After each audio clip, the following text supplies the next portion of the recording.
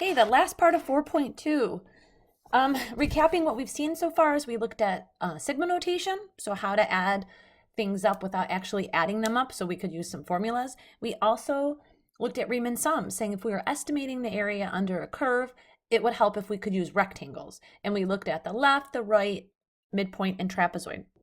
So I copied this over from yesterday's, and just going over this again, we found that if we use the left endpoint, we got 7/32. If we did the right endpoint, we got 15/32. If we did the midpoint, we got 21/64. And then the trapezoid gave us 11/32. Our exact was 1/3. So we found that the upper bound, meaning the biggest the answer we got as an approximation, was this one. And then the lower bound was this one right here. Okay, again, if you convert these to all be 64, this is 30/64, and this is 14/64.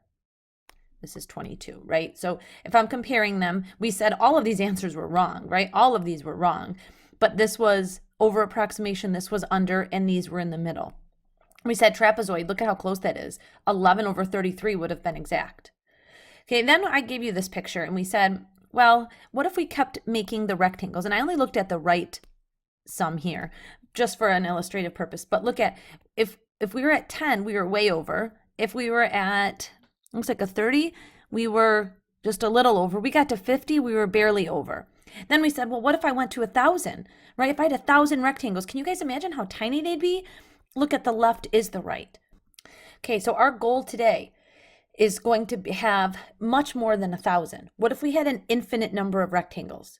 Okay, so our goal is to have an infinite number of rectangles. And if you look back at yesterday's notes, do you remember n went to infinity of those sums? We are going to add up an infinite number of areas of rectangles to give us the exact answer.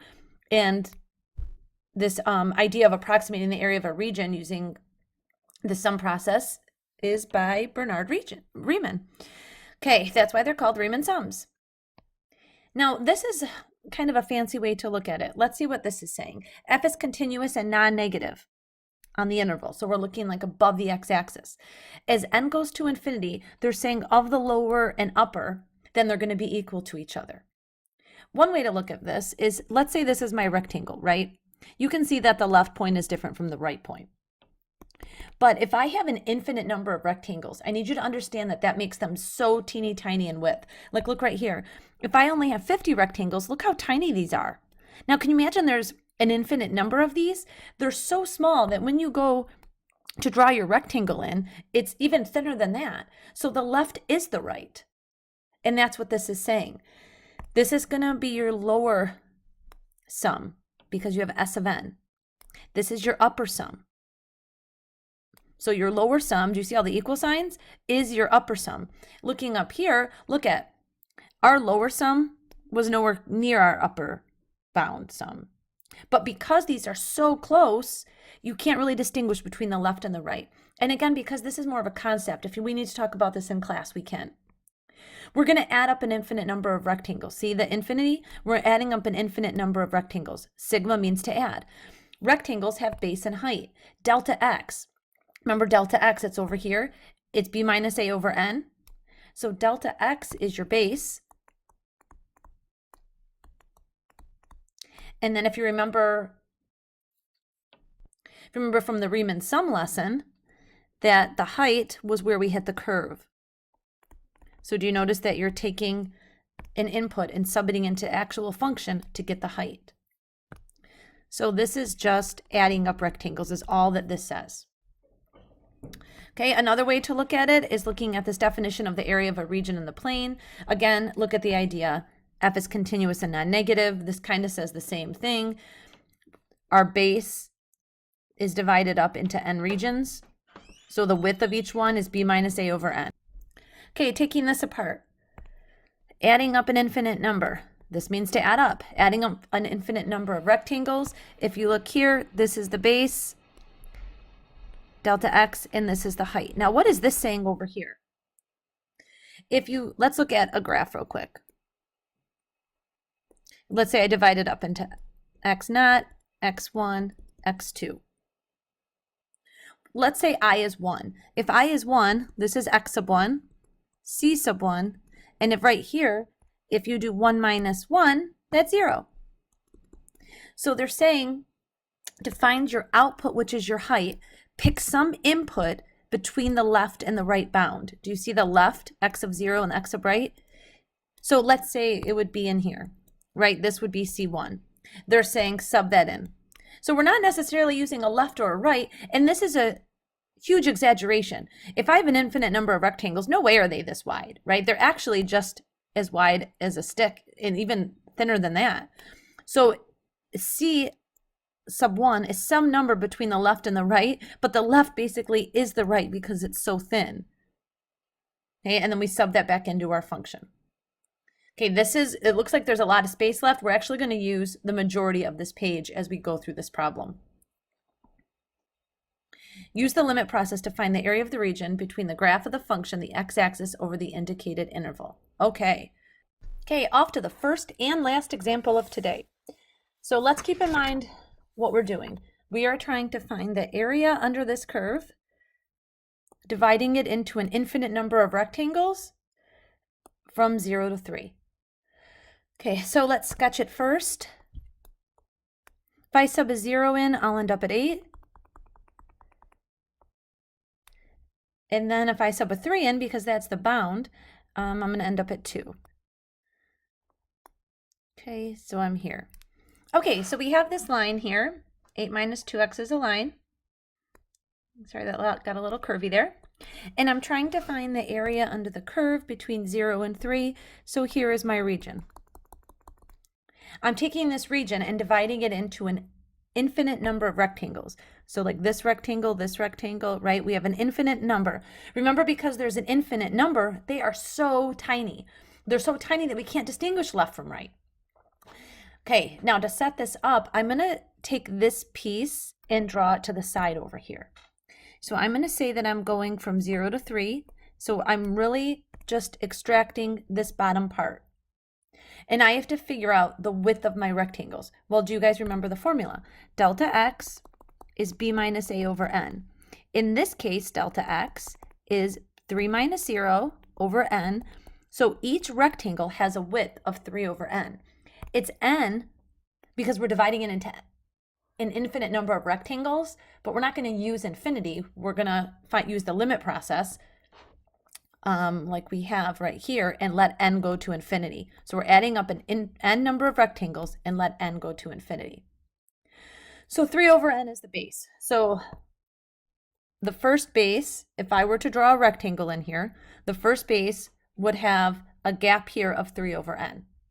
So if the gap is 3 over n, then doesn't that mean that this point is 3 over n? The next rectangle has another gap of 3 over n. So wouldn't this be 6 over n? And then you could see the next rectangle has a gap of 3 over n because we were told that they all have a width of 3 over n. The next one is 9 over n. I did this to the side here because this is super enlarged, right? I mean, the rectangle is not this wide. It's actually this wide, like even thinner, super thin. I just blew it up so we could see what was happening. So if I go to draw rectangles in here, so if I were to say this is 3 over n, I would go up to the curve. Okay, so what we would do is to get the height of this, I would sub anything in here in, but because remember the left is so close to the right, it doesn't matter. So what if I sub a 3 over n in to get the height? It would be f of 3 over n. Now I have this next rectangle. The width of the rectangle is 3 over n. The height, so I'm kind of pretending I'm using the right Riemann sum, but remember they're all the same because the width is so small. I sub a 3 over n, and then I have to sub a 6 over n in. So this is going to be f of 6 over n. The height of this one is found by subbing the next number in, f of 9 over n. Okay, so we get all the widths and all the heights. So let's set up the formula from above. It says find the limit as n goes to infinity. N is the number of rectangles. Start from 1 and go to n. So this is a fancy way of saying is add up from 1 to n, but let n go to infinity. It's kind of like saying go from 1 to infinity. So we're adding up an infinite number of things. What are we adding up? Rectangles. Look at all this illustration right here. What's the base of every rectangle? Wasn't it 3 over n? Okay, and then if you look up here, you can see the base is delta x, which we found to be 3 over n. Now the height, here we need a formula for this. We have all these different heights. We have f of 3 over n, f of 6 over n, right? Because we're counting by 3 over n's, if you think about it this way. F of 9 over n. What's the next one? F of 12 over n. Well, we're not going to list these out for infinity. Let's come up with a rule for it. What if we call it f, it goes from 3, 6, 9. So we're actually taking multiples, we're counting by 3. So it's going to be 3i over n. Let me give you a second to process that. If I is 1, we get 3 over n. If I is 2, we get 6 over n. If I is 3, we get 3 over n. And remember, I is the one cycling. So this right here is our width, if we want to think of it this way, and this is our height. So this now illustrates what we're doing. We're adding up an infinite number of rectangles because n goes to infinity, right? If this was like 10, we would be adding up 10 rectangles, but we're not. We're going to infinity. Now, like I did on the sigma notation notes, anything that is not an I can come in front of the sigma. If it has an n in it, it cannot come out here because limits depend on n.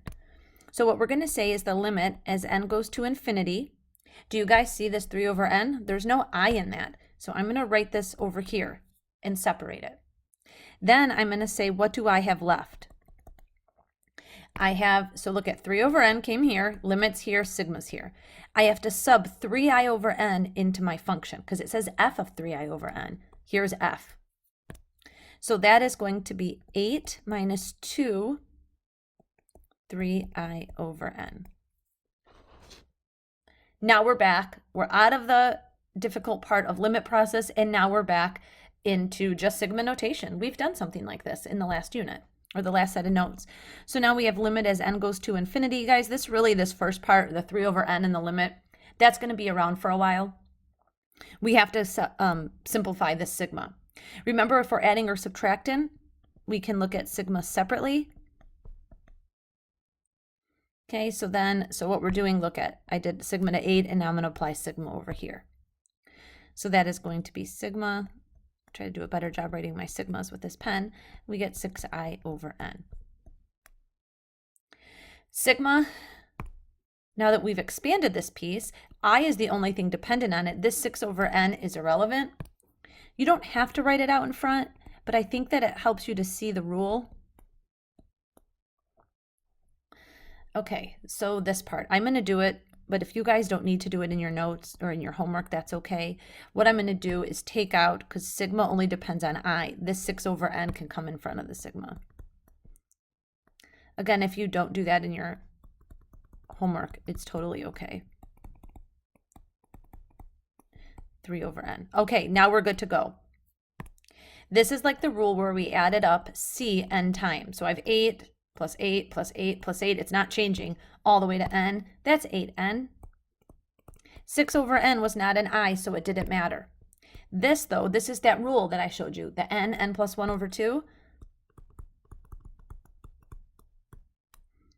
Okay, now we're so much better off. Look what we've come from. We've come from crazy notation to sigma. Now we even got rid of sigma. Okay, now we're just in algebra. These cancel. So let's start over here. We have 3 over n. In here we have 8n. Okay, so let's see what's canceling. We have n's canceling. 2 goes into 6 3 times. So I'm going to distribute the 3 to both, and I'm going to get minus 3n minus 3. Oh, we're so much better off. Keep going. Clean up inside the parentheses. 5n minus 3. Distribute the 3 over n. Remember, at this point, when we're dealing with infinity, we're looking to compare top heavy or bottom heavy. If we distribute this to both, we are going to get 15 minus 9 over n. And remember, as n goes to infinity, bottom heavy goes to 0. Our final answer is 15. So the awesome news about today, no more estimating. If we look back, let's see if it was on the beginning of this one. Yes. Look back on this one that we did a couple days ago. Left endpoint, right endpoint, look how wrong these were. This was the exact answer, and none of these gave us the exact answer. We said, well, as we get more rectangles, we're getting closer to the exact answer. And we said, well, what does Even more than more mean, and we said that means infinity. Let's use an infinite number of rectangles. And lo and behold, look what we found, 15. Okay, this is the big thing about the second part of calculus. We looked at derivatives. Now we're looking at how to find the exact area under a curve, even if it's not geometric. Okay, here's the second and last example. Let's go ahead and sketch this curve as well. 6x squared. So let's count by 25s. So 25, 50, 75, 100, 125, 150, and then 5. So if I sub a 2 in, that's going to be 24, 0 is 0. And if I sub a 5 in, that's 150. So we have this parabola. We're only going from 2 to 5. We have this region. Okay, and I don't know if you guys caught on to this, but look at, isn't this just a trapezoid? We didn't have to go through all that work. We could have just used the trapezoid formula. I just wanted to start off with an easy one. So if you go ahead and try the trapezoid formula, you'll get the same answer. This though, look at, this is not a trapezoid. We have curve function up top. Okay, we're gonna go through the same process. Let me tell you the difference though. This one started at 0, which made it easier. I need you guys to be on the lookout for these problems that start at something other than 0. Okay, they're gonna be a little trickier. So what did we do on the left? First, we found delta x. Let's do that. Delta x is b minus a, so 5 minus 2 over n. Oh, look, we get the same gap of 3 over n. So that's our gap. What I did next is I took this bottom part and I broke it out for you to see how it was working. So I'm going to do that again over here. The gap of each rectangle, remember these rectangles are super thin, right? I'm exaggerating by making them wide. The gap of this first one is 3 over n because that's what we found our delta x to be. The next gap is 3 over n. Okay, so looking at this, come back over here. When the gap was 3 over n, I subbed 3 over n into my function to get the height.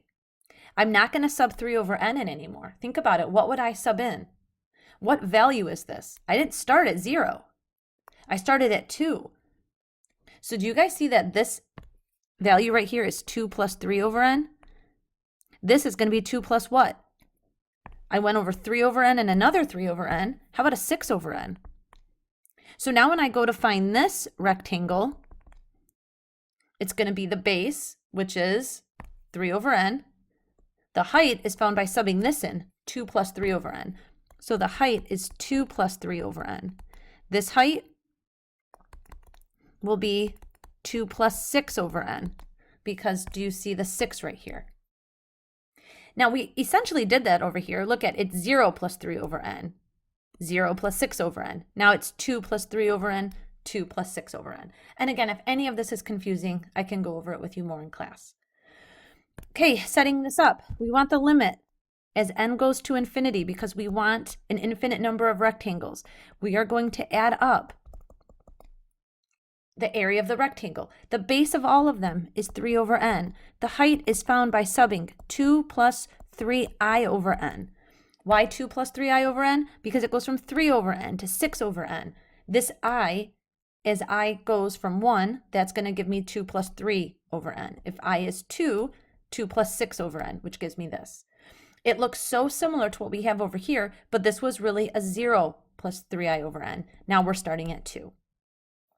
Same thing that we did before. This doesn't have function notation. It's just here, but sigma only depends on I, so we're going to write that in front, but not in front of everything because the limit has an n. Now for the sigma, we can't apply sigma until we know what this is. So we have to sub this into our function because it says f of that. F is 6x squared. So this is going to be 6 times this squared.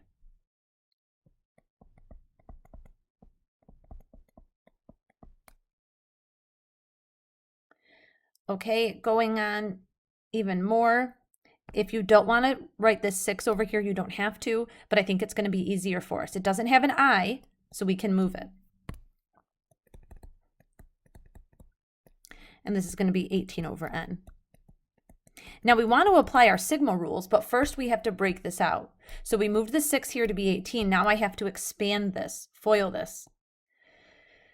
Okay, so let's go through this carefully. It's going to be 4 plus 12i over n plus 9i squared over n squared. Already this looks a little more complicated than the previous one. Now we're adding with sigma, so we're allowed to distribute sigma to everything. Again, this beginning part, remember you have to copy it every single time. So we're adding up 4. Now this next part, I'm taking the sigma, right, and I'm applying it to each term. So now I get n 12i over n, and then I apply it to the last one, and I get 9i squared over n squared. Okay, to save us a step now, I think we've done a couple of these. As I go to do this, this only depends on I. So do you get this 12 over n? Does it matter? I'm not going to write it in front. I'm just going to acknowledge that it doesn't matter as I go through this, just to save us from writing a step. Okay, first one. I'm adding up 4. There's no i's here. So I have 4 plus 4 plus 4 n times. That's going to give me 4n. Now 12 over n, we're saying that doesn't depend on I, so I just copied it. You can imagine this being moved in front. So now I'm just focusing on this I. Well, what's the rule for I? Do you remember n plus 1 over 2? Next one. I squared is, oops. I squared is what I'm really focusing on. Let's fix that. I meant to highlight it. And this piece, the 9 over n squared, we have been writing it in front of the sigma, so if you can imagine copying it over. And then you guys might have to look at your rule for I squared. I know we don't use it a ton. It should be n plus 1, I'm running out of space here, 2n plus 1, all over 6. So it should be n plus 1, 2n plus 1, all over 6. Okay, now we're on cleanup. Look at the progression again of what we've done. We have written something in function notation that was pretty high level. We then subbed this in to our function to get it out of function notation, and now it just looks a little cleaned up. We then expand this, and we get here. We then distributed the sigma to everything and got rid of sigma. Okay, so now we're just manipulating this. Okay, let's go through. This beginning part is still just along for the ride. We don't deal with this till the very end. Okay, we have a 4n, nothing we can do there. On this next piece, do you see this n cancels? And 2 goes into 12 6 times, which I'll distribute, and get 6n plus 6. Okay, let's see what's going on over here. 3 goes into 6, 2, 3 goes into 9, 3. The n goes away and cancels that power. So what I'm going to do is I have a 3/2 as my scalar. I'm going to FOIL this, and it's all over n. So I have a 3/2 over n. I'm sorry, a 3/2.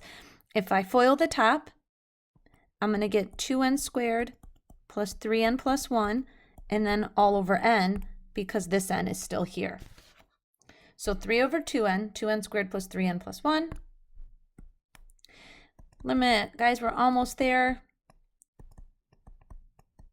Okay, I can combine some of these, like doesn't this become 10n? So 10n plus 6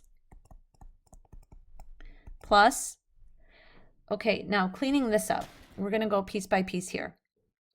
I have to distribute, and you know what would look a little nicer, I think, if we write this n, let's get rid of this bar, right here. So I'm going to distribute 3 over 2n to everything, and if you need to write it out, go ahead. Okay, but if I distribute it here, do you guys get the 2's cancel? Let me get rid of that line. Okay, so the 2's cancel here. This goes away and this becomes n, so I'm going to get 3n. Next one. The n's cancel, distribute into each term, and I'm going to get 9 over 2. Next one, go to 1, 3 over 2n. Okay, we can either combine what we want to now, or we can just distribute. What I want you to notice is that any time that we're going to have bottom heavy right here, it's going to go to 0. So I don't really care about anything that's going to be bottom heavy because it's going to go to 0. This 18 also, let's make it easier on ourselves. Isn't that a scalar? That doesn't have anything to do with n. That can come out in front. So now all I'm doing is I took this 18 out in front. I'm just putting n into everything. If you want to take the time to go ahead and combine like terms, you can, but it really doesn't matter. I'm going to have 10 plus 6 over n plus 3 plus 9 over 2n plus 3 over 2n squared. The reason I did this is because, look, anything, like look up here, maybe you guys saw that 10n plus 3n is 13n. You could go ahead and do that if you want. I didn't want to have to deal with combining denominators that weren't the same. So all I did was write the 18 in front and put an n into everything. Now, anything that's bottom heavy goes to 0 because n goes to infinity. So do you get all of this stuff just goes away? And that's why I wasn't caring too much about it. So my final answer is going to be this 18. And then what do I have left here? I have a 10 and a 3, which is 13. So 18 times 13 is my answer, which is 234. Okay, and one thing, they did ask for the area of the region, so maybe we should say unit squared here. I don't know if I did that on the other one. Let's add unit squared. Okay, just take your time on these. I don't think you have a ton of these, but go over this again if you need to. There's a lot of details in this. Okay, see you guys. That's it.